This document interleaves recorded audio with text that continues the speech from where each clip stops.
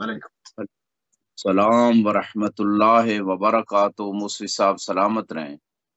جزاک اللہ قبلہ، جزاک اللہ قبلہ۔ جیسا ہمارا موضوع شوہر و بیوی کے حقوق و فرائض ہے، یقیناً ایک دوسرے کے اوپر اسلام نے حقوق اور فرائض کو واجب کیا اور عندیہ بھی دیا قرآن کے اندر کہ اس حوالے سے ایک دوسرے سے سوال بھی خدا کیا جائے گا۔ تو سب سے پہلے تھوڑی سی تمیدی گفتگو کے ساتھ کہ نکاح کی اہمیت کیا ہے، اس پر روشنی ڈالتے ہیں۔ اعوذ باللہ من الشیطان الرجیم، بسم اللہ الرحمن الرحیم، الحمد للہ رب العالمین، والصلاة والسلام علی سید الانبیاء والمرسلین وعلی آلہ الطیبین الطاہرین، اما بعد فقد قال اللہ سبحانہ وتعالی فی کتابہ المجید، بسم اللہ الرحمن الرحیم، وَأَنكِحُوا الْأَيَّامَ مِنكُمْ وَالصَّالِحِينَ مِنْ عِبَادِكُمْ وَإِمَائِكُمْ إِنْ يَكُونُوا فُقَرَاءَ يُغْنِهُمُ اللَّهُ مِنْ فَضْلِهِ وَاللَّهُ وَاسِعٌ عَلِيمٌ۔ صدق اللہ العلی العظیم۔ صلی اللہ اللہ سبحانہ و تعالیٰ نے قرآن مبارک میں نکاح کرنے کا حکم دیا اور نکاح کروانے کا حکم دیا، اور سورہ نساء کے اندر ارشاد رب العزت ہوتا ہے کہ جو آپ کے کوارے لوگ ہیں ان کا نکاح کرواؤ، اور آپ کے غلاموں اور کنیزوں میں جو کوارے ہیں ان کا بھی نکاح کرواؤ۔ اگر وہ محتاج ہوں گے، فقیر ہوں گے، تو اللہ سبحانہ و تعالیٰ اپنے فضل سے انہیں غنی کر دے گا۔ تو اس آیہ مبارکہ میں پہلی تو بات یہ ہے کہ نکاح کا حکم دیا گیا ہے، اور دوسری بات یہ بھی بیان کی گئی ہے کہ وہ لوگ جو نکاح کروا سکتے ہیں، چاہے والدین ہیں، رشتہ دار ہیں، عزیز و اقارب ہیں، ان کی طرف اللہ سبحانہ و تعالیٰ کا حکم متوجہ ہے کہ وہ نکاح کروائیں، اور نکاح کروانے والے کو بھی اجر نصیب ہوتا ہے، اور بہت عظیم اجر ہے۔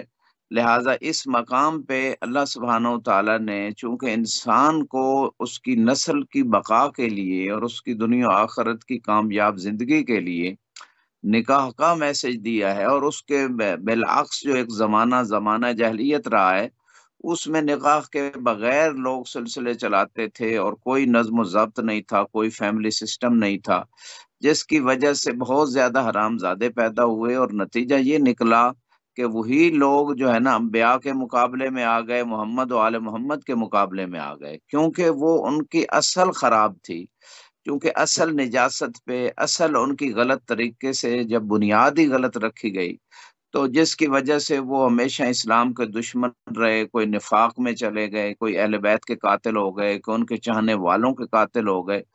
تو یہ جو سلسلہ ہے، اس میں اصل اگر انسان کی بنیاد ہی صحیح طریقے سے ہوگی، حلال طریقے سے ہوگی، تو پھر سب خیر کے دروازے کھلیں گے، انسانیت کے لیے، خاندان کے لیے، اس فرد کے لیے، دنیا کے اعتبار سے بھی، آخرت کے اعتبار سے بھی۔ اور اگر بنیاد ہی غلط چیز پہ رکھی گئی ہے تو پھر یقیناً اس کے بہت منفی اثرات دنیا میں، آخرت میں، پورے معاشرے پہ جو ہے نا وہ اس کے اثرات ہوتے ہیں۔ حتیٰ کہ عبد الرحمن ابن ملجم ملعون جو تھا امام علی علیہ السلام کا قاتل، اس سے مولا نے ایک دفعہ خود میسم کی دکان پہ تشریف فرما تھے، اور اسے فرمایا کہ تو میرا جو ہے نا، اس سے ایک جملہ کہا کہ تیری ماں نے تجھے بتایا نہیں تھا کہ تیرا جو حمل ٹھہرا تھا وہ خون کے ایام میں ٹھہرا تھا، تو تیری جو بنیاد ہے وہ غلط ہے۔ تو اس نے کہا جی مجھے بتایا تھا۔ تو یہ اقرار امام نے اس سے لیا تھا، اور امام نے میسم کو بتایا کہ یہ میرا قاتل ہے۔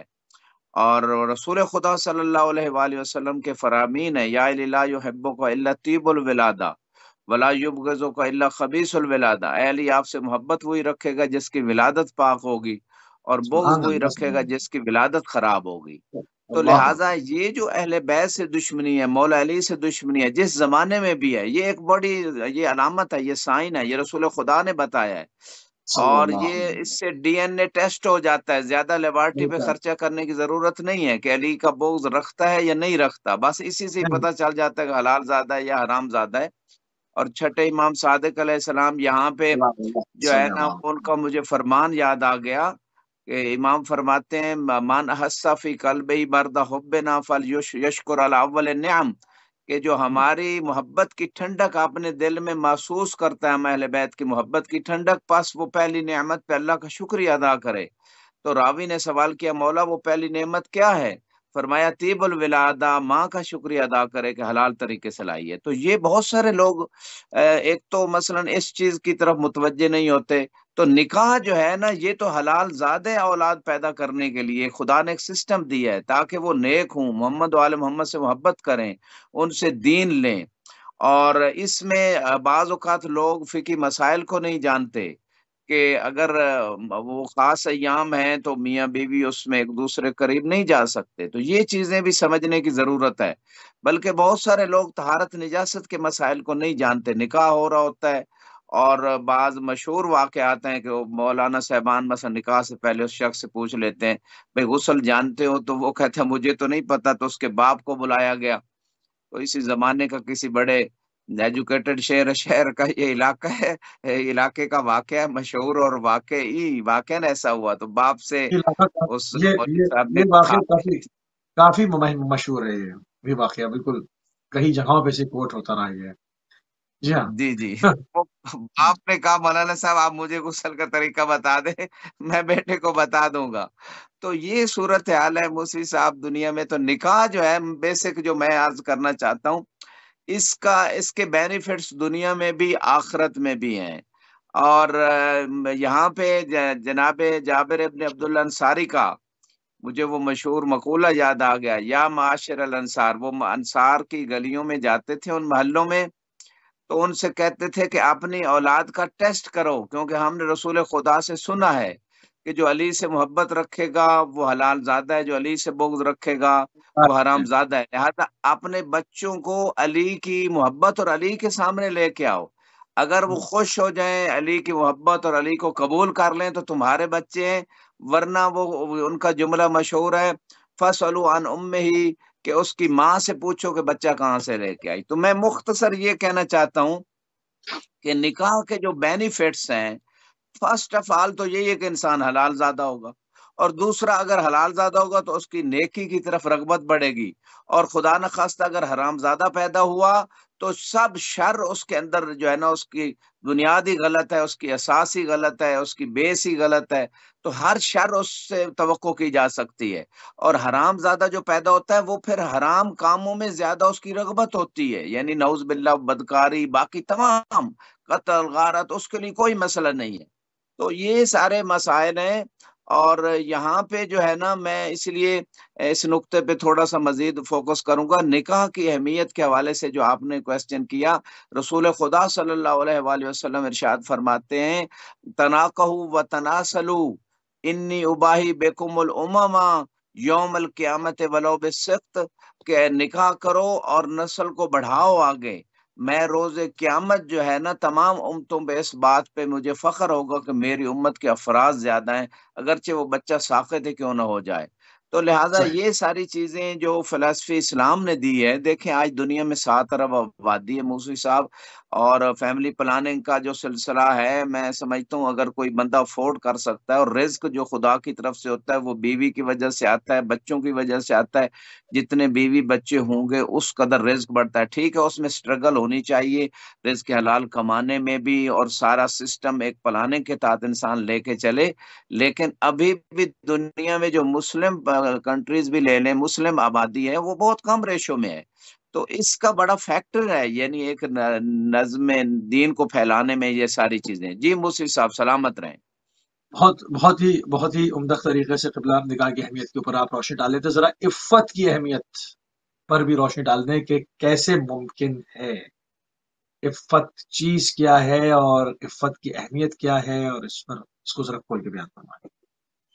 جی، نکاح کا لازمہ ہے عفت، یعنی نکاح کا جو رول قرآن نے دیا، اسلام نے دیا، وہ ہے عفت کے لیے، کہ ایک فیملی سسٹم میں عفت آئے، ایک پوری سوسائٹی میں عفت آئے، چونکہ سوسائٹی کی جو بیس ہے وہ فیملی ہے، اور فیملی کی ابتدا میاں بیوی سے ہوتی ہے، لہٰذا عفت جو ہے نا وہ نکاح پہلا سٹیپ ہے۔ میں سمجھ تو اس سے بھی پہلے اگر ہم دیکھیں تو بعض روایات میں اس چیز کی طرف بہت زیادہ امپارٹنس اور اہمیت دلائی گئی ہے کہ انسان اس چیز پہ غور کرے کہ وہ کون سا اپنا جو اپنا ساتھی تلاش کر رہا ہے، چاہے وہ مرد کے اعتبار سے ہے یا مستور کے اعتبار سے ہے، اس کی کوالٹیز کو دیکھے۔ جس نے ظاہری جمال یا مال کی وجہ سے شادی کی روایات میں، نہ اسے جمال ملے گا نہ مال ملے گا، یعنی یہ چیزیں اس سے وہ اگر مل بھی جائیں تو کوئی خاص بینیفٹ اور سکون نہیں نصیب ہوگا۔ دیکھیں آج گھروں میں سکون کیوں نہیں ہے، طلاقوں کی ریشو کیوں ہے؟ اسی وجہ سے کہ وہ جو بیس، مثلا جس بیس پہ نکاح کیا جا رہا ہے، جس بیس پہ رشتہ تلاش کیا جا رہا ہے، وہ ظاہری خوبصورتی دے گا۔ حالانکہ اخلاق، معصوم فرماتے ہیں کہ جس کے اخلاق اور دین سے آپ راضی ہو جائیں اس سے شادی کریں۔ معصوم کا ایک اور فرمان بھی ہے، فرمایا کہ بیٹی اس کو دو کہ جس کے دین اور اخلاق سے آپ راضی ہیں، کیونکہ اگر وہ آپ کی بچی سے محبت کرتا ہوا تو اس کو ریسپیکٹ بھی دے گا، لیکن اگر محبت نہ بھی کرتا ہوا تو کم از کم اگر دیندار اور متقی انسان اور صاحب تقوی ہوگا تو وہ اس پہ ظلم نہیں کرے گا۔ تو یہ ساری چیزیں جو عفت کی جو بات آپ نے کویسچن کیا کہ نکاح کا جو رول ہے وہ فلسفہ ہے ہی عفت کے لیے، کہ عفت و طہارت اور عفت جو انسان کو نکاح سے حاصل ہوتی ہے، اس سے ایک سوسائٹی میں، ایک فیملی میں اور فیملی ممبرز میں، میاں بیوی میں ایک سیٹسفیکشن اور اطمینان کی کیفیت آتی ہے۔ اور جب وہ چیزیں نہیں ہوتی تو بے چینی، اضطراب، پریشانیاں، ٹینشنیں، شوگر، بلڈ پریشر، یہ ساری چیزیں ٹھیک ہے، اس کا ایک کھانے سے بھی ریلیشن ہے، لیکن یہ ان چیزوں کا بھی بڑا دخل ہے، جسمانی بیماریوں میں، روحانی بیماریوں کا بھی بڑا دخل ہے۔ تو عفت جو ہے وہ شروع ہوتی ہے کہ آپ پارٹنر آف لائف کون سا چوز کر رہے ہیں، کس بنیاد پہ چوز کر رہے ہیں۔ اگر مال و جمال کی وجہ سے کر رہے ہیں تو جو ہی مال ختم ہوگا، ظاہری خوبصورتی ڈلے گی، بڑھاپا آئے گا تو وہ تو ختم ہو جائے گا، پھر سلسلہ وہ تو نہ رہا۔ لیکن اگر تقوی اور دین کی بنیاد پہ تو وہ تو پوری زندگی ریلیشن چلے گا میاں بیوی کا۔ یا کہیں اور زیادہ حسن نظر آ جائے یا کہیں اور زیادہ مال نظر آ جائے تو اگر مال و جمال کی وجہ سے تو بیوی اس شوہر کو چھوڑ کے کہیں اور چلی جائے گی۔ تو یہ جو ڈسٹربنس ہے ایک یعنی سوسائٹی میں، ایک فیملی لائف میں، میاں بیوی کی لائف میں، اس کا سلوشن اسلام نے یہی دیا ہے کہ آپ کی جو شادی کی بنیاد ہو وہ تقوی کی بنیاد پہ ہو، اور تقوی جب دیکھا جائے گا تو عفت آئے گی۔ یعنی جس معاشرے میں شادیاں اس بیس پہ، جس فیملی سسٹم میں ہوتی ہیں کہ تقوی اور دین کی بنیاد، وہاں عفت آئے گی۔ اور اگر مال اور جمال کی وجہ سے اور دین و تقوی کی کوئی پرواہ نہیں ہے تو ممکن ہے وہاں جو ہے نا عفت نہ رہے، اور وہی مال و جمال کے پیچھے لوگ بھاگتے رہیں اور ان کی پرواہ نہ ہو کسی اس معاہدے کی، اس نکاح کی۔ تو اس مقام پہ کہنا یہی چاہوں گا کہ فرسٹ آف آل جو ہے نا وہ پارٹنر آف لائف کو دیکھا جائے کہ وہ کیسا ہے، یہ عفت میں بنیادی حصہ ہے۔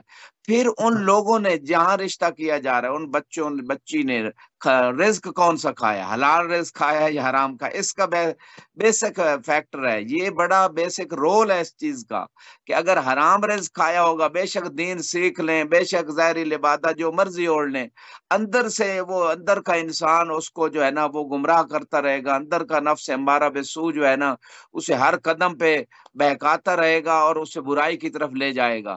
لہٰذا عفت جو ہے میں سمجھتا ہوں یہ کامیابیوں کی ایک چابی ہے، بنیاد ہے، دنیا و آخرت کے اعتبار سے، سیٹسفیکشن کے اعتبار سے، سکسیسفل کے اعتبار سے۔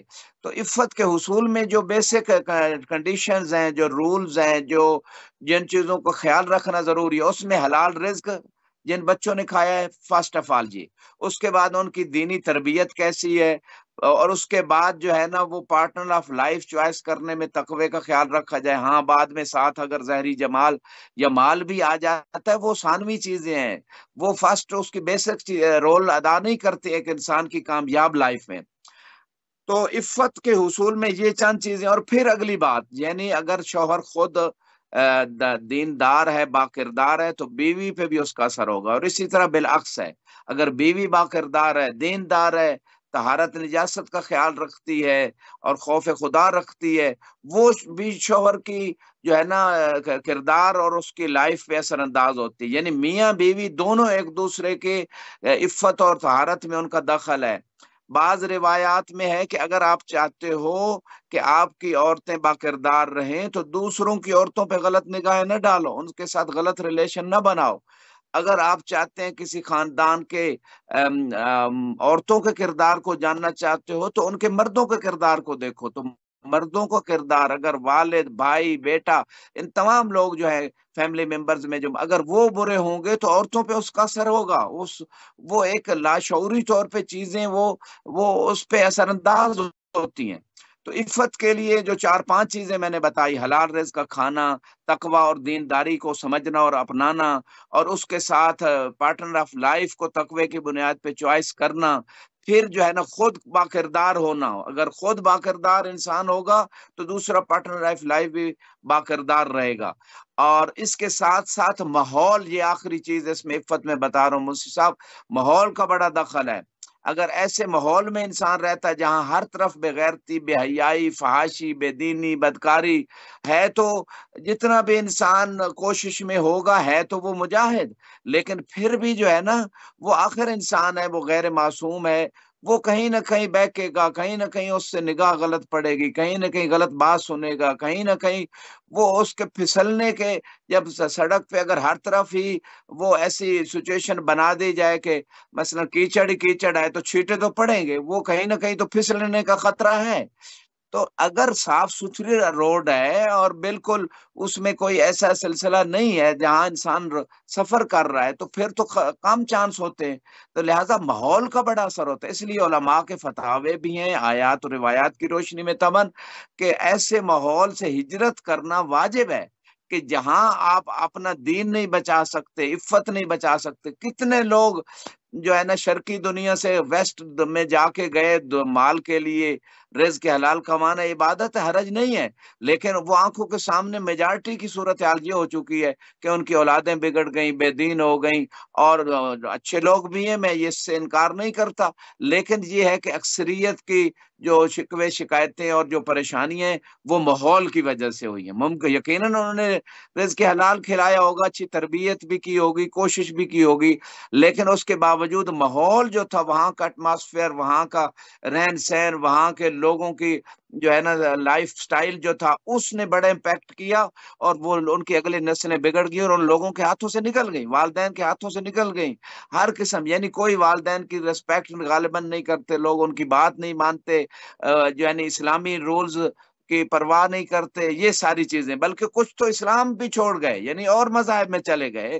شادیاں کرتے ہوئے بعض اوقات یہاں تک رپورٹس ہیں کہ بچیوں نے جو ہے نا یہ بھی نہیں دیکھا کہ یہ مسلم ہے یا نان مسلم ہے. تو یہ ماحول کا بھی عفت سے بڑا ریلیشن ہے. موسی صاحب سلامت رہیں. جزاک اللہ خبلہ. اچھا، اب تھوڑا سا شوہر اور بیوی کے حقوق پر بات کر لیتے ہیں. تو شوہر کے حقوق اجمالی طور پر کیا ہیں اور بیوی کے حقوق کیا ہیں، اس پہ علیحدہ علیحدہ روشنی ڈالنا کرتا ہوں. جی، اس حوالے سے موسی صاحب اگرچہ تفصیلی تو بہت ساری روایات ہیں، لیکن میں اجمالی طور پہ اتنا کہوں گا کہ پہلا شوہر کا حق یہ ہے کہ بیوی اس کی اجازت کے بغیر گھر سے باہر نہ جائے.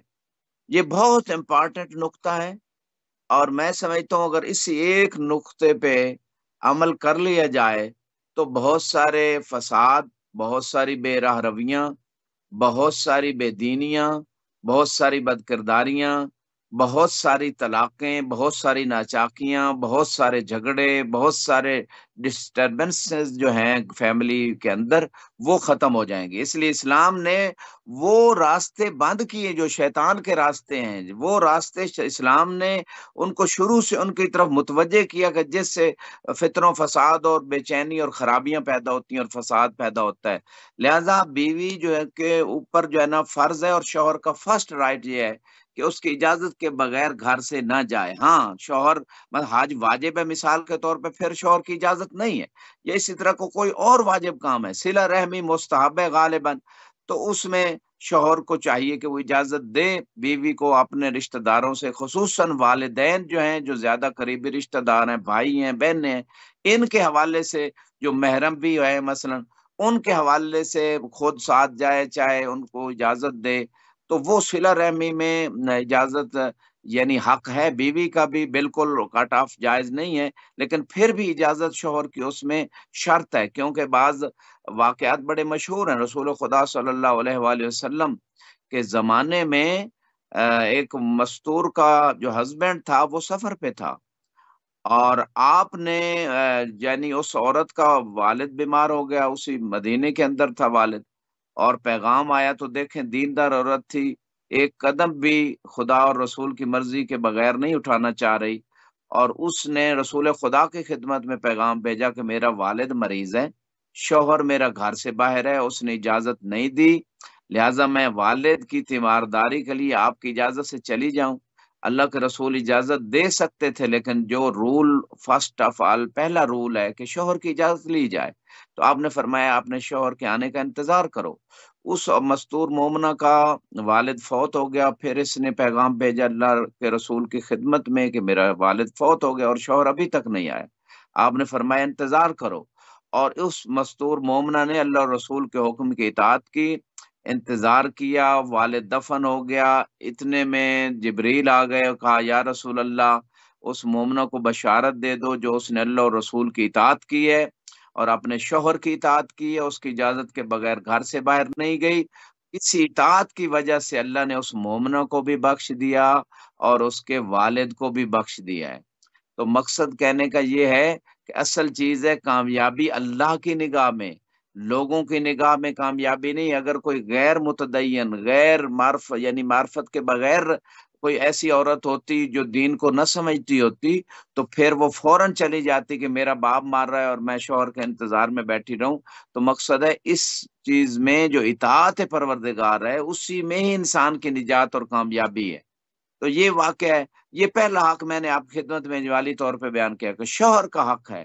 ہاں شوہر اتنی سختی بھی نہ کرے کہ بالکل کہیں اجازت بھی نہیں، ہاں کہیں جانا ہے، مثلا صلہ رحمی ہے، تیمارداری ہے، حتیٰ شاپنگ کے لیے بھی اگر جانا ہے، خود چوائس کرنا ہے وائف نے، تو ہسبینڈ ساتھ جائے، بھائی ساتھ جائے، بیٹا کوئی محرم ساتھ جائے جو سلجھا ہوا، دکاندار سے وہ محرم بات کرے، عورت بات نہ کرے، عورت فقط اس چیز کو چوائس کرے، اس کو جو چیز اس نے پسند کرنی، لائک کرنی ہے، سلیکٹ کرنی، اس کو کرے، بس قیمت طے کرنا یہ وہ محرم کا کام ہے۔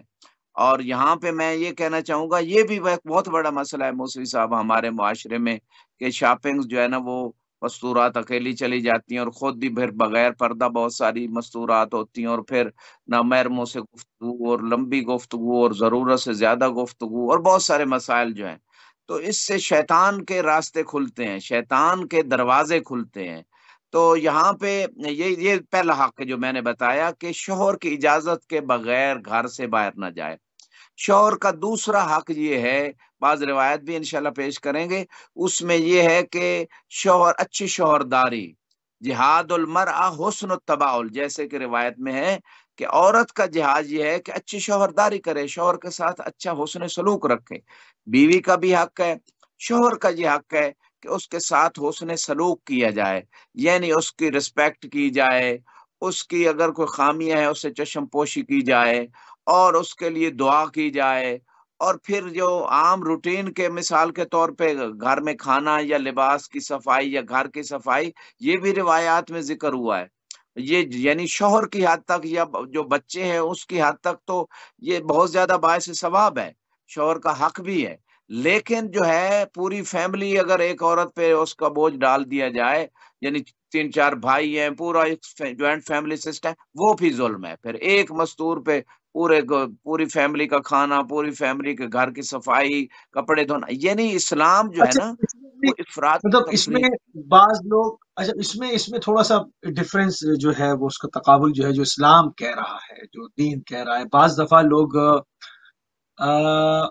مطلب ایک انسان کا گھر ہے، اس میں شوہر بھی کام کرتا ہے، بیوی بھی کرتی ہے، اگر ایک آدمی صفائی کر رہا ہے تو وہ کھانے کا دیکھ رہی ہے، مطلب مل جل کے جو کام ہوتا ہے، جو ہم نے سنت میں دیکھا، جو مولا امیر المومنین کا طریقہ کار دیکھا، جو شہزادی کے گھر کے بارے میں سنا، بعض دفعہ بعض گھروں میں یہ ہوتا ہے کہ بہو لائے، اب وہ اس کو نوکرانی سمجھتے ہیں کہ وہ بالکل گھر کی نوکرانی ہے، وہ ماسی ہے گھر کی، اور وہ سارا کام اس کے اوپر، اور مطلب اس میں اسلامی قوانین کیا ہیں اس سے لا بلد، اس کو نہ سیکھنے کی ضرورت ہے، نہ سننے کو برداشت کرتے ہیں، وہ لائے ہیں کسی کی بیٹی کو، جب تک وہ مار نہیں ڈالیں گے اس کو، اس سے کام کرائے جائیں گے۔ اسلام کیا کہتا ہے اس پر؟ اسلام بیان کرتا ہے، جی لیکن بالکل آپ دو نے ٹوک صحیح بات ہو رہی کہا ہے، کہ جو لوگ یہ سب کر رہے ہیں اور دوسروں کی بیٹی کو بیٹی نہیں سمجھ رہے ہیں، ان کے لیے الرٹ ہے. وہ بھلے نہ مانے مگر جس دن قبر کی پہلی رات ہوگی سب سمجھ میں آ جائے گا, اچھے سے سمجھ میں آئے گا. ہمارا کام پہنچانا ہے, ابلاغ کرنا ہے, تو اس میں کمی نہیں ہونی چاہیے. اس لیے میں نے سوال کیا, اس کو بالکل کھول کے بیان کرتے ہیں. جی میں سمجھتا ہوں اس مقام پہ جو ہسبینڈ کا رول ہے وہ بیسک رول ہے, اور اس میں فرسٹ آف آل تو یہ ہے کہ ہسبینڈ جو ہے نا وہ ایک بیلنس رکھے, یعنی وائف کے اپنے حقوق ہیں, ماں کے اپنے حقوق ہیں, بہن بھائیوں کے اپنے حقوق ہیں, والدین کے اپنے حقوق ہیں, سب کے جو حقوق شریعت نے مقرر کیے ان کو ریسپیکٹ دے, سب کا خیال رکھے, اور افراط و تفریط کا اگر شکار نہ ہو تو مسئلہ حل ہو سکتا ہے. اور بعض روایت میں کہ اگر شوہر جو ہے جیسے اس کا حق ہے, آپ نے سوال اٹھایا, اسی طرح بیوی کے بھی حقوق ہیں, اس پہ بھی تفصیلی بات کریں گے. لیکن یہاں پہ بات یہ ہے کہ اگر شوہر بیوی کا حق ادا نہیں کرتا, بعض روایت میں ہے, تو پھر اس پہ عذاب قبر ہوگا. جناب سعد بن معاذ کا واقعہ ہے, اور جناب سعد بن معاذ جو ہیں وہ صحابی ہیں کہ جن پہ 70 یا 90 ہزار کی روایت ہے. فرشتوں نے نماز پڑھی تھی, خود اللہ کے رسول نے نماز پڑھائی تھی, اور وہاں پہ یعنی خود فقط نماز ہی نہیں پڑھائی, فرشتوں نے بھی, جبریل نے بھی نماز پڑھی. اور اس کی وجہ تھی کہ جناب سعد بن معاذ اٹھتے بیٹھتے چلتے پھرتے سورہ توحید کی زیادہ تلاوت کرتے تھے, لیکن بیوی کے حقوق کی وجہ سے ان کے سے کوتاہی ہوئی. تو خود رسول خدا نے فرمایا اس کی ماں سے, جب ماں نے کہا تجھے جنت کی بشارت ہو, فرمایا اس پہ عذاب قبر ہو رہا ہے بیوی کے حقوق خیال نہ رکھنے کی وجہ سے. لہٰذا یہ ہماری سوسائٹی میں افراط و تفریط بہت ہے, یا تو بالکل ہی بس بیوی جو ہے. اگر ایک دوسرے کو معاف کر دیں طرفین سے, مطلب شوہر کا انتقال ہو گیا تو بیوی اس کو معاف کر دے, بیوی کا انتقال ہو گیا تو شوہر معاف کر دے اپنے حقوق جو اس پر تھے, اور اس سے معافی بھی طلب کر لے, تو کیا یہ چیز مٹ جائے گی یا پھر بھی باقی رہے گی؟ جی بہت اچھا کوشچن کیا ہے. معاف کرنا تو بہت بڑی عبادت ہے, اللہ کا حکم بھی ہے, متقین کی صفات میں سے بھی ہے, جنت کے حصول کا ذریعہ بھی ہے معاف کرنا مومنین مومنات کو. اور اپنے اس قریبی زندگی گزر گئی اس کو جہنم کے عذاب سے بچانے کے لیے بھی حقوق العباد اگر کوئی معاف کرتا ہے تو معاف کرنے والے کا اجر بڑھ جاتا ہے, خدا کی بارگاہ میں مقام بڑھ جاتا ہے. لیکن جو اگر وہ نہیں معاف کرے گا تو حق معاف نہیں ہوگا. دوسری, معاف کرنا اچھی بات ہے.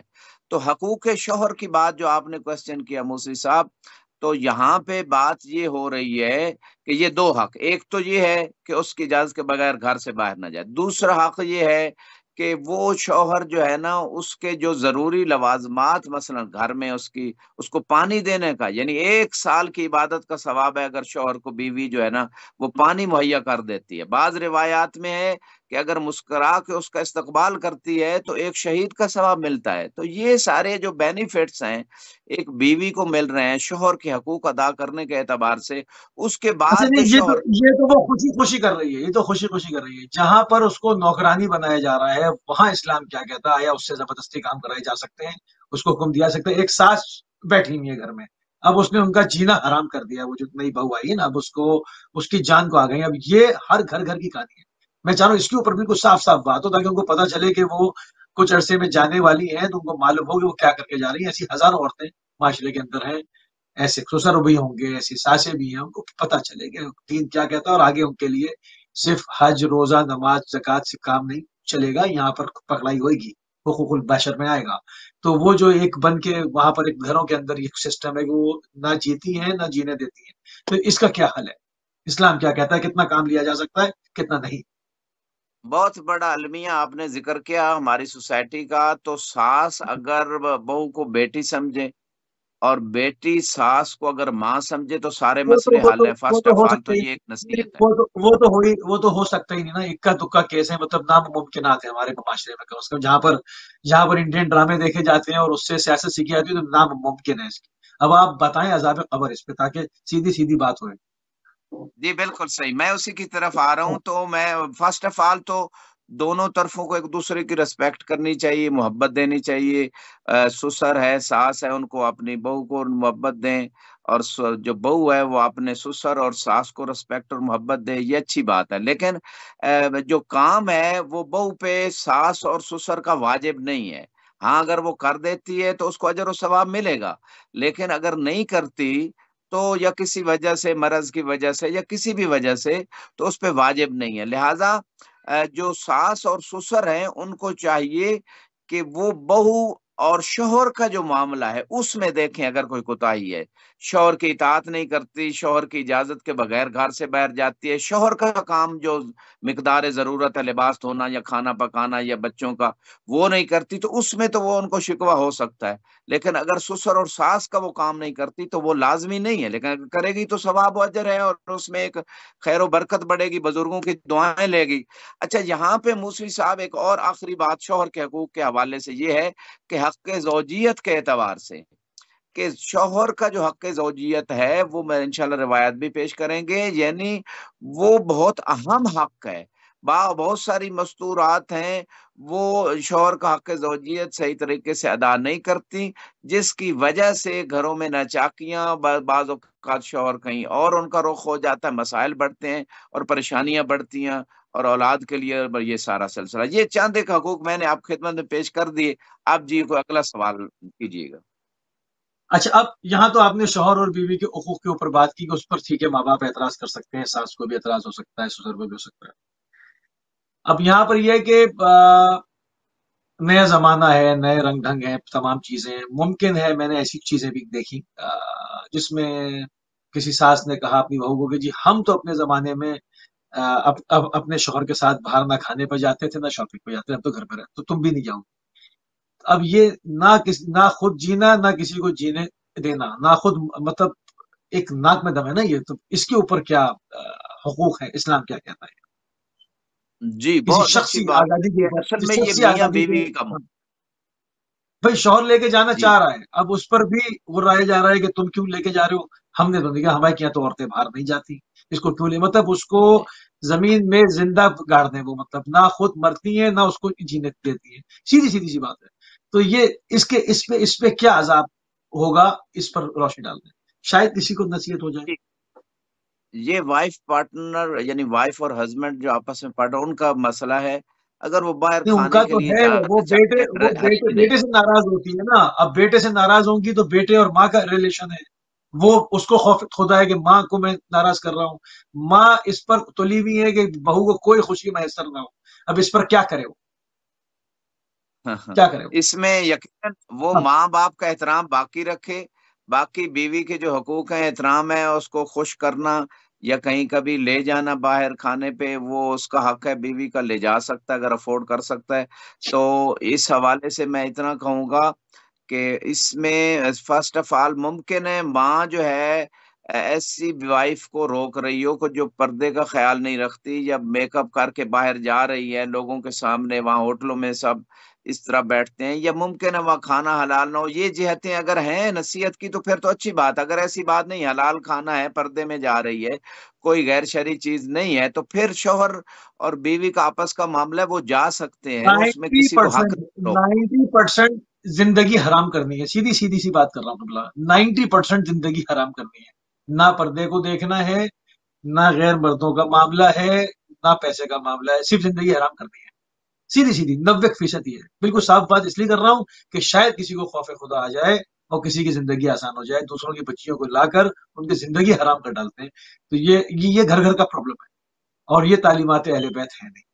اہل بیت کا معاملہ بالکل مختلف ہے۔ پھر مولا کا نام لینا، حج اور عمرے کرنے، خوب کربلا جانا اور گھر آگے پھر وہی کرنا، تو اس پر جو عذاب کی نوید ہے وہ کہہ دیں قبلہ، بالکل اس پر کوئی اس کو رکھے نہیں۔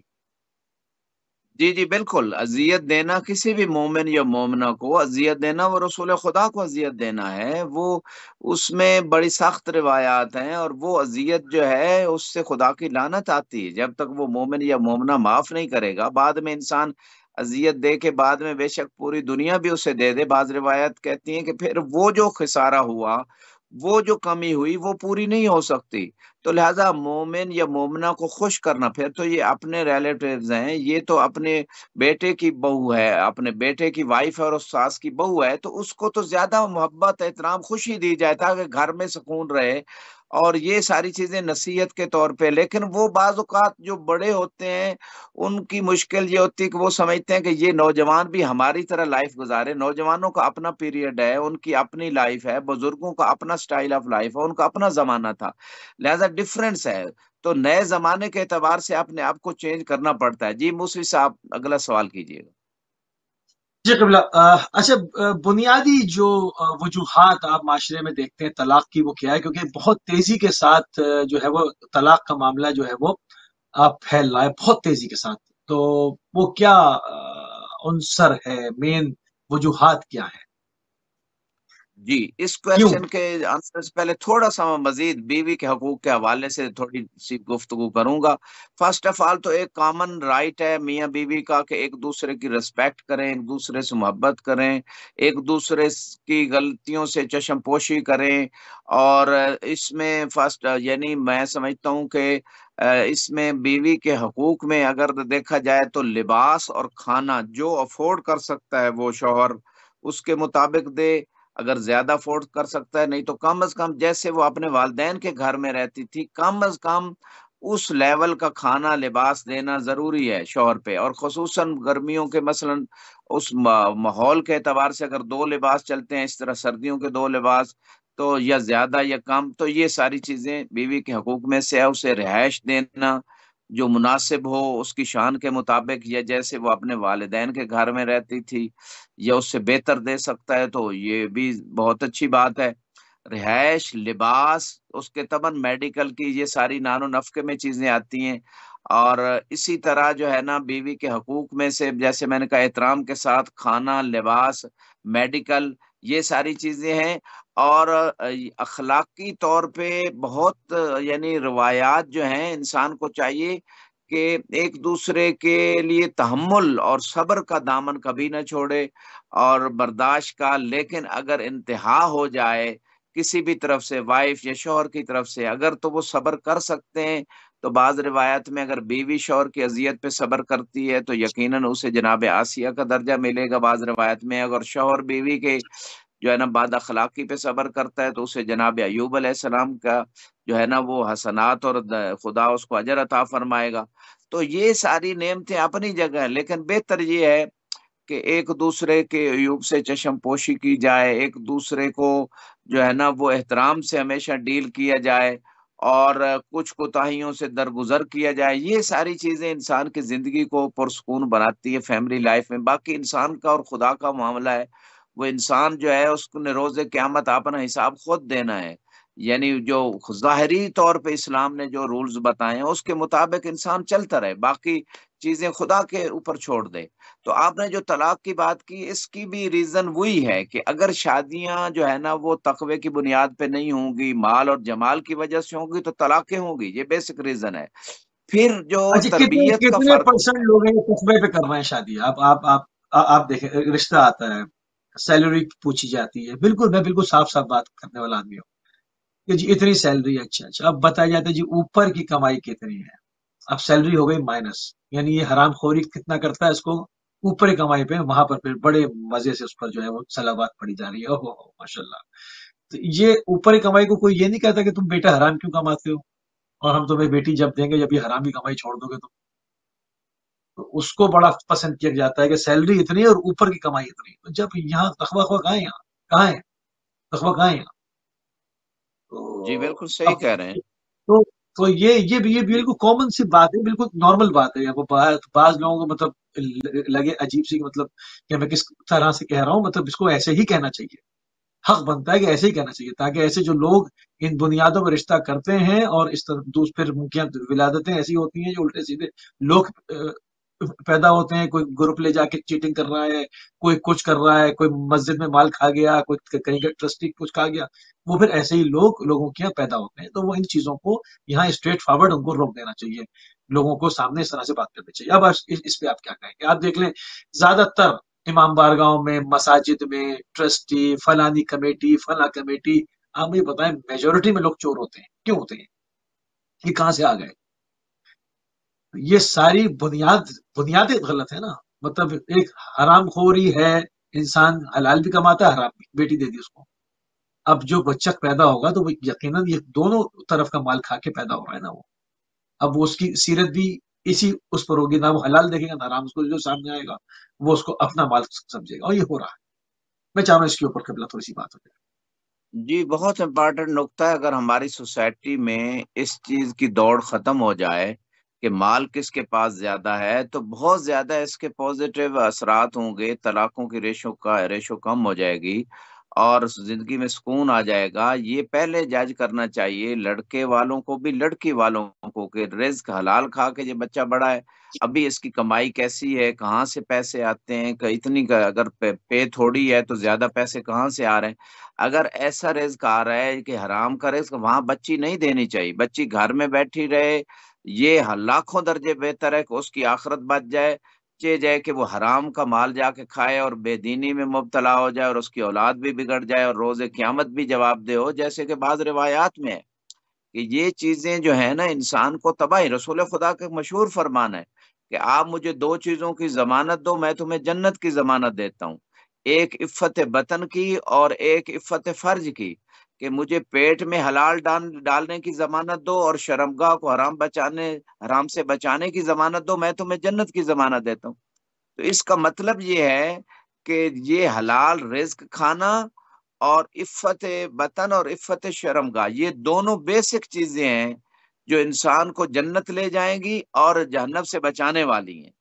تو اس مقام پہ جو آپ نے سوال کیا طلاقوں کے حوالے سے، تو میں یہ عرض کرنا چاہوں گا کہ ایک ریزن کہ تقوی کی بنیاد پہ رشتے نہیں ہوتے، دوسری ریزن حلال رزق نہیں کھایا ہوتا، یا تیسری ریزن گھر میں حرام رزق آتا ہے، چوتھی ریزن اچھی تربیت نہیں ہے، پانچویں ریزن میچیورٹی نہیں ہے ذہنی طور پہ، چھٹی ریزن جو آپ نے بتایا ساس بہو کا اپنا جھگڑا یا سسر ساس کی بے جا دخالت جو اس نئے پارٹنر ہیں پہلے نئی بیٹے لائف کی شادی میں، اس کریں میں گی، بھی طلاق ہوتی. پہلے بیٹے کی شادی کریں گی، پھر طلاق کرائیں گی، پھر دوسری کریں گی، پھر خود مر جائیں گی. مطلب یہ عموماً روٹین ہے یہ. مطلب آپ اگر خاندانوں میں دیکھیں نا، مطلب پہلے لائیں گی، پھر اس کو عاجز کریں گی، پھر اس کو طلاق کرا دیں گی، پھر جب بیٹے کو دیکھیں گی ڈپریس ہو رہا ہے تو پھر دوسری ڈھونڈیں گی، اس کے بعد خود قبرستان چلی جائیں گی. مطلب کیا کر کے گئی ہو؟ یہ کیسا جی نام ہے امانت لے یہ کر گئی ہو؟ یہ نہیں سوچنا. ہاں جی بالکل. ہماری سوسائٹی میں جو دوسرے لوگ کسی میاں بیوی کے معاملات میں انٹرفیئر کرتے ہیں، رشتہ داروں میں ہوں، دوسرے رشتہ داروں سے ہٹ کے لوگ ہوں، خصوصاً جو ساس اور جو ہے نا اس طرح کے لوگ اگر انٹرفیئر کرتے ہیں جیسے ہماری سوسائٹی میں ہے، تو وہ یقیناً ایک زندگی جو ہے نا وہ بہت زیادہ اس پہ اثر انداز ہوتی ہیں یہ چیزیں، اور بے چینی اور پریشانیاں آتی ہیں. اور ابتدائے لائف جو ابتدائے زندگی ہے، ابھی نئی زندگی شروع کی ہوتی ہے، اس میں خوشیاں ہونی چاہیے، اس میں ایک زندگی جہنم بن جاتی ہے. تو یہ مسائل ہیں، اس پہ انسانوں کو غور کرنا چاہیے. جی موسی صاحب. اچھا، کامیاب نسل کیسے پروان چڑھے گی؟ کامیاب خاندان جسے آپ کہیں کہ یہ کامیاب خاندان ہے، یہ کامیاب نسل ہے. یہاں تو کامیابی دیکھنے کا زاویہ ہی الٹا ہے نا. یہاں تو کامیابی دیکھنا ہی ہے کہ بینک بیلنس کتنا ہے، گھر کیسا ہے، گاڑیاں کتنی ہیں، معاملات کیا ہے، کہاں سے آیا یہ نہیں دیکھنا ہے، کیسے آتا ہے، کیا ہو رہا ہے یہ نہیں دیکھنا ہے کیا یہ دیکھنا ہے. خدا، اللہ اور اللہ کے رسول اور اہل بیت علیہ السلام کس خاندان کو کامیاب کہتے ہیں، اور کامیابی کو اس کی کامیاب نسل جو ہے وہ اس کو کس طرح سے وہ بیان کرتے ہیں، ان کی نگاہ میں کون سا خاندان اور نسل کامیاب ہے. جی ایک تو آپ نے دنیا والوں کی نگاہ میں جو کامیابی ہے وہ یہی مال دیکھتے ہیں، جیسے کہ آپ نے بتا دیا. لیکن ایک خدا کی نگاہ میں کامیابی ہے. مولا علی علیہ السلام کا نہج البلاغہ میں مشہور فرمان ہے، کفا بھی عزن ان اکون لک عبدن و کفا بھی فخرن ان تکون علی ربن، کہ علی کی عزت کے لیے اتنا ہی کافی ہے کہ میں تیرا بندہ ہوں. تو خدا کی بندگی میں، خدا کی طاعت میں عزت ہے. لوگ مال میں عزت تلاش کرتے ہیں چاہے حرام طریقے سے ہی کمائیں، تو اس میں عزت نہیں ہے، یہ کامیابی نہیں ہے. اور دوسرا قرآن مبارک میں ان اکرمکم عند اللہ اتقاکم، کہ اللہ کی بارگاہ میں زیادہ باعزت باشرف انسان وہ ہے جو زیادہ صاحب تقوی ہے. یہ جو مال حرام ہے اس سے عبادتیں قبول نہیں ہوتی. ایک لقمہ حرام کا 40 دن نماز قبول نہیں ہونے دیتا، دعائیں قبول نہیں ہوتی. اس سے انسان کا روحانی سکون ختم ہو جاتا ہے، روحانی جسمانی بیماریاں بڑھ جاتی ہیں. جب رزق حرام آتا ہے رزق سے برکت اٹھا لی جاتی ہے. تو میں سمجھتا ہوں کہ یہ سارے شر کے دروازے حرام رزق میں ہیں، خیر کے دروازے حلال رزق میں ہیں، دنیا و آخرت کے اعتبار سے۔ لہذا کامیاب خاندان، کامیاب نسل وہی ہے کہ جس کی بنیاد حلال رزق پہ ہو، جس میں شادی تقوی کی بنیاد پہ کی جائے، جس میں تربیت دین کامل کی تربیت، اولاد کی تربیت کا خیال رکھا جائے، ماحول کا خیال رکھا جائے۔ تو ایسے لوگ اگرچہ ان کے پاس رزق کم بھی ہو، وہ کامیاب ہیں، وہ سیٹسفائیڈ ہیں، ان کی زندگی میں سکون ہے، پریشانیاں اتنی بڑی نہیں آتی، امتحان ہو جائے وہ الگ بات ہے، لیکن خدا کی طرف سے پکڑ نہیں آتی۔ یہ بہت ساری چیزیں ہیں، اور آخرت میں بھی وہ لوگ کامیاب ہونے والے ہیں۔ یوم لا ینفع مال ولا بنون الا من اتى اللہ بقلب سلیم۔ روز قیامت نہ مال فائدہ دے گا، نہ بیٹے فائدہ دے گے، مگر جو سلیم دل کے ساتھ آیا، یعنی ایسا دل لے کے آیا کہ جس میں پاکیزگی ہے، جس میں خباثتیں نہیں ہیں، نفاق نہیں ہے، دکھاوا نہیں ہے، حسد نہیں ہے، تکبر نہیں ہے، یہ ساری جو خرابیاں ہیں، شرک، سب ہر قسم کی خرابیوں سے جو دل پاک ہوگا، ایسا دل جو لے کے آئے گا خدا کی بارگاہ میں، وہ کامیاب ہونے والا ہے، گناہوں سے بچنے والا انسان۔ لہٰذا انسان کا جو فیوچر ہے وہ آخرت ہے، وہ جنت ہے، وہ وہاں کا قرآن قرآن نے کہا کہ الرجال قوامون علی النساء، کہ ہم نے جو ہے وہ فضیلت دی ہے مردوں کو، کس حوالے سے؟ اس میں بعض لوگ اس میں اشتباہ کرتے ہیں کہ مطلب بعض اس فضیلت کے لفظ کو غلط استعمال کرتے ہیں اور عورتوں پر ظلم کرتے ہیں، مطلب کوئی حیثیت نہیں ہے بعض، مطلب اس کی صحیح تعویل کیا ہے؟ کیوں خدا نے کہا کہ الرجال قوامون علی النساء؟ اس پر روشنی ڈال دیں۔ جی، بہت اچھی بات کی۔ الرجال قوامون علی النساء کا جو دقیق معنی کیا گیا ہے وہ یہ ہے کہ مرد مستورات کے اوپر نگہبان ہیں، نگرانی کرنے والے ہیں، ان کی نگہداشت کرنے والے ہیں، ان کا خیال رکھنے والے ہیں، ان کی ضروریات کو پورا کرنے والے ہیں۔ وہ مالی اعتبار سے ہیں، مثال کے طور پہ چونکہ عورت کے اوپر جو نان و نفقہ ہے وہ واجب قرار نہیں دیا گیا، چاہے باپ ہے اس کے اوپر بیٹی کا نفقہ واجب ہے، شوہر ہے وائف کا نفقہ واجب ہے۔ تو اس اعتبار سے اگر ہم دیکھیں تو یہ جو بات ہے ایز اے نگہبان رکھا گیا، یعنی یہ ایک مرد کی ایک ذمہ داری اس کے ذمہ جو لگائی گئی ہے اس کو وہ انجام دے رہا ہے، اور اس وجہ سے اسے اجر مل رہا ہے، نہ کہ یہ چیز جو ہے نا۔ ہاں البتہ خدا نے یہ بات قرآن میں کی ہے کہ رجال کو جو قوامون علی النساء بنایا ہے، ایک تو خدا کہتا ہے کہ بعض کو بعض پہ میں نے فضیلت دی ہے، وَبِمَا أَنفَقُوا مِنْ أَمْوَالِهِمْ، کہ جو انہوں نے اپنے مال میں سے خرچ کیا ہے، اس وجہ سے بھی خدا نے ان کو کچھ مقام خرچ کرنے کی وجہ سے دیا ہے۔ تو میں سمجھتا ہوں یہ صنف نازک جو ہے، چونکہ اس کے اوپر مالی بوجھ خدا نے اس لیے بھی نہیں ڈالا کہ اس کی گھر کی ذمہ داریاں بہت زیادہ ہیں، اور مالی بوجھ ڈالا جائے گا تو اس کی جو خلقت کی ذمہ داریاں ہیں اس پہ اثر انداز ہوگی یہ چیزیں۔ تو لہٰذا وہ مرد کے ذمہ لگا دی کہ وہ کما کے لائے اور خرچ کرے، اور اس خرچ کرنے کی وجہ سے مرد کو اس جیسے فضیلت دی ہے، نہ کہ اس کا مطلب یہ ہے کہ وہ مرد حاکم ایسا ہو گیا کہ وہ ظلم کرے۔ حالانکہ عورت کا کئی جہتوں سے مقام زیادہ ہے، ماں کی حیثیت سے الجنت تحت اقدام الامہات، کہ ماں کے قدموں کے نیچے اللہ نے جنت رکھ دی ہے ماں کی خدمت میں، اور بیوی کے حوالے سے روایت ہے کہ وہ شوہر کے نصف ایمان کو مکمل کرنے والی ہے، اور بیٹی کے حوالے سے روایت ہے رحمہ، اس کو رحمت قرار دیا گیا ہے۔ تو باپ کے لیے رحمت ہے جس نے 3 بچیوں تک روایت ہے تربیت کی، صحیح اس کا خرچہ اٹھایا، اس کے لیے وہ اس کو جنت لے کے جائیں گی۔ تو یہ جو بھی شیپ ہے ایک مستور کی جس شکل میں آ جائے، بیٹی، ماں، بہن اور وائف کی شکل میں، اس کو ایک مقام اسلام نے دیا ہے۔ ہاں مرد کا اپنا مقام ہے، چونکہ وہ مال کما کے لاتا ہے، خرچ کرتا ہے، اس وجہ سے خدا نے اس جیسے شوہر کو فضیلت دی ہے، یا باپ مثلا خرچ کرتا ہے تو اس کو مقام دیا، اس کو اپنی ریسپیکٹ ہے۔ آخری سوال، 3-4 منٹ ہے ہمارے پاس قبلہ۔ ایک عورت حاکم شرع کے پاس، قاضی کے پاس اپنا مدعا لے کے، اپنی شکایت لے کے اپنا کیس کب درج کروا سکتی ہے؟ طرفین سے آپ نے بہت حقوق بیان کیے، اس کے اندر فضائل، فضیلتیں، چیزوں کے اوپر صبر کرنا، اور یقیناً زندگی تو آپ کو پتہ ہے کہ سرپرائزز سے بھری ہوتی ہے، کسی بھی وقت کچھ بھی انسان کے ساتھ کہیں سے بھی ہو جاتا ہے، تو اس کے اوپر اصل تو ہے کون کتنا سیکریفائس کرتا ہے۔ ہم نے کربلا سے سیکریفائس ہی سیکھا، ہم نے قربانی ہی سیکھی، اثار ہی سیکھا۔ پھر ایک لمٹ کراس ہو جاتی ہے، ایک ریڈ لائن عبور ہو جاتی ہے، وہ کیا ہے؟ کب جا سکتی ہے ایک عورت قاضی کے پاس، حاکم شرع کے پاس اپنا کیس لے کے اپنی سنوائی کے لیے؟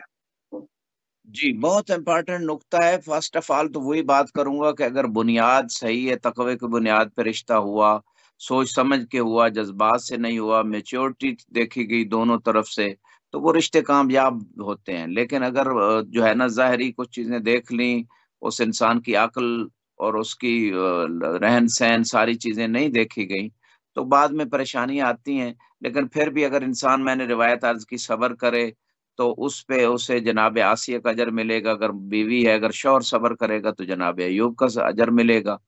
تو یہ بات تو ہے. لیکن پھر بھی اگر نہیں کرتے، اور آج ریشو بہت بڑھ گئی ہے عالم اسلام میں بھی، طلاق کی ریشو بہت زیادہ ہے. اگر پھر بھی کوئی طلاق لینے پہ مصر ہے تو پھر بیوی جو حق مہر لیا تھا، اگر وہ طلب کر رہی اور شوہر پہلے نہیں دینا چاہ رہا تھا، لیکن اگر حق مہر وہ دیتی ہے کہ میں واپس کر دیتی ہوں، اگر اس نے لیا تھا، اگر نہیں لیا تو پھر تو ختم ہے بات. تو شوہر پہ پھر اسلام نے یہ شرط رکھی ہے، فرض کیا کہ وہ بیوی کو طلاق دے دے، اسے لٹکا کے نہ رکھے. اسے اگر اس کے حقوق نہیں دے سکتا یا وہ مطمئن نہیں ہے اس پہ، تو اس کو طلاق دے دے. بس اس سے حق مہر جو اس کو دیا تھا اگر وہ واپس لے لے، نہیں دیا تھا تو وہ نہیں لے سکتا، طلاق دینے کا پابند ہے شوہر. بہت سارے شوہر بیویوں کو طلاق نہیں دیتے، لٹکا کے رکھتے ہیں. وہ کورٹس میں جاتی ہیں، گورنمنٹ کی کورٹس میں، فقہ جعفری کے مطابق وہاں طلاق نہیں ہوتی. البتہ کچھ علماء نے کوشش کی ہے کہ وہاں بھی فقہ جعفریہ کے مطابق کورٹس میں طلاق ہو، یعنی شوہر کو جج بلائے اور اس سے جو ہے نا وہ کسی مولوی صاحب بات کو کر وہاں دیں گے. اجازت دیں اور اپنی رضا سے وہ اس کے سیغے طلاق پڑھے. یعنی شوہر کو لٹکانا نہیں چاہیے. شوہر مجرم ہے جو ایک بیوی کو نہیں صحیح طریقے سے اس کے حقوق نہیں دے رہا، یا نان و نفقہ نہیں دے رہا، یا ظلم کر رہا ہے، یا مثال کے طور پر اس کا حق زوجیت نہیں دے رہا، جو بھی مسائل ہیں، تو پھر اس شوہر اگر نہیں دے رہا اور بیوی طلاق مانگ رہی ہے تو اس کو حق ہے، اس کو طلاق دینا چاہیے شوہر کو. لیکن اگر اس کے باوجود وہ نہیں دیتا شوہر، تو پھر حاکم شرعی نبی علیہ السلام ہے، امام علیہ السلام ہے، اور غیبت کے زمانے میں مجتہد جامع شرائع تھا، کوئی بھی فقیہ، اس کے پاس وہ عورت اپنا قضیہ اس کے وکیل کے ذریعے، خود آج ویب سائٹ کا زمانہ ہے، میڈیا کے ذریعے پہنچائے، اور وہ دونوں طرفوں کی بات کو سن کے وہ فقی سمجھ کے اس پاس چاہے ویڈیو کی شکل میں وہ پیغام بھیجا جائے. میاں بیوی کے جو دونوں کے اختلافات ہیں اس میں کچھ گواہ بھی ہوں، کچھ ثبوت علاقے کے لوگ جو متدین لوگ ہیں یا علماء ہیں، ان کے ذریعے سے وہ پورا قضیہ دونوں طرفوں کو بھیجا جائے فقیر کے پاس ویڈیو کی شکل میں. میں سمجھتا ہوں اس دور میں بھیج دیا جائے تاکہ جلدی وہ فیصلہ ڈیسیژن لے سکے کہ واقعا شوہر نہ خرچہ دے رہا ہے، نہ بیوی کو حقوق دے رہا ہے، یا ظلم کر رہا ہے، یا بیوی مصر ہے طلاق لینے پہ نہیں دے رہا. پھر حاکم شرعی کو حق ہے کہ وہ شوہر کو پہلے کہے گا کہ اس کے حقوق دو، اگر نہیں دیتا تو بیوی کو، اس کی بیوی کو حاکم شرعی طلاق دے سکتا ہے، شرعی طور پہ مجتہد جامع شرائع طلاق دے سکتا ہے، اور یہ تمام فقہا اس بات پہ متفق ہیں. تو یہ راستہ ہے. ہاں بعض اوقات شوہر بیوی کا حق زوجیت ادا کرنے سے قاصر ہے، طبی میڈیکل کے اعتبار سے انہیں اس کے پاس وہ صلاحیت نہیں ہے. تو آج کے دور میں میڈیکل بڑی آگے جا چکی ہے، اور اپنا ٹریٹمنٹ کروائے. وہ فقہا بھی ٹائم دیتے ہیں، 1 سال کا کچھ مدت دیتے ہیں کہ شوہر اپنا ٹریٹمنٹ کروائے. اگر وہ ٹھیک ہو جاتا ہے تو فب ہے، اگر نہیں تو بیوی کو حق ہے طلاق لینے کا. لیکن اگر وہ نہیں چاہتی کہ معاشرے میں بدنامی ہوگی، یہ ہوگا، تو پھر صبر کرے، اور صبر کرنے پہ جو ہے نا وہ اس کو اجر نصیب ہوگا. یہی سلوشن ہے، اور روز قیامت خدا ان کو اجر نصیب فرمائے گا. جی موسوی صاحب. جزاک اللہ قبلہ، جزاک اللہ. انتہائی مشکور ہیں اور انتہائی ممنون ہیں کہ آپ نے ایک مرتبہ پھر اپنا قیمتی ٹائم اہل بیت ٹی وی کو دیا. ناظرین، آپ سماعت فرما رہے تھے آیت اللہ سید نسیم عباس نشوی صاحب کو، نجف اشرف عراق سے، شوہر و زن کے حقوق کے بارے میں، باہمی جو ایک دوسرے کے اوپر حقوق ہیں اور جو پروردگار کی بارگاہ میں ایک دوسرے سے سوال کیا جائے گا. گھر کے کیا معاملات ہیں، کس طرح سے معاشرت ہونی ہے، کس طرح سے تمام چیزیں چلنی ہیں، ان تمام چیزوں کو لے کر آپ